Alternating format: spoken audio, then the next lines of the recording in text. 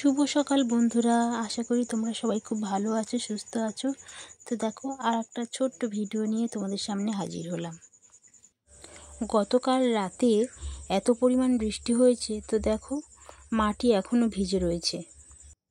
আর বৃষ্টি হলে না, এই বারান্দাটাও স্যাঁতস্যাঁতে থাকে, ভিজে থাকে, কারণ বারান্দাটা তো উঁচু নয়, নিচু, যার জন্য এটা হয়। তো সকালে সমস্ত বাসি কাজ সেরে, স্নান সেরে, ঠাকুরঘর সেরে চলে এলাম রান্নাঘরে রান্না করতে।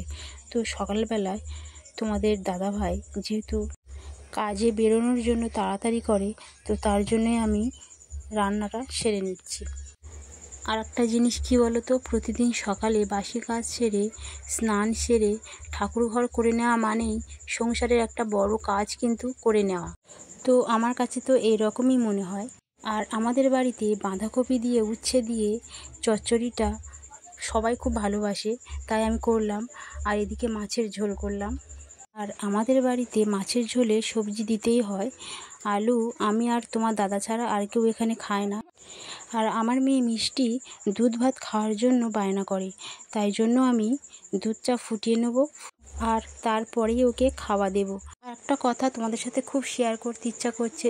তো এই বাড়িতে আমরা আর বেশি দিন থাকবো না। তো আমাদের নতুন বাড়ি তৈরি হয়ে গেছে, তো সেখানে আমরা থাকবো।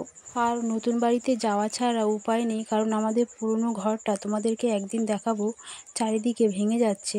তবুও এই ভাঙা ঘরে আমার এখনও মায়া পড়ে আছে। যাই হোক, তো বন্ধুরা, আমার ভিডিওটা ছিল আজ এই পর্যন্ত। যদি ভিডিওটা তোমাদের ভালো লাগে তাহলে লাইক করে পাশে থেকো, আর তোমরাও সুস্থ থেকো।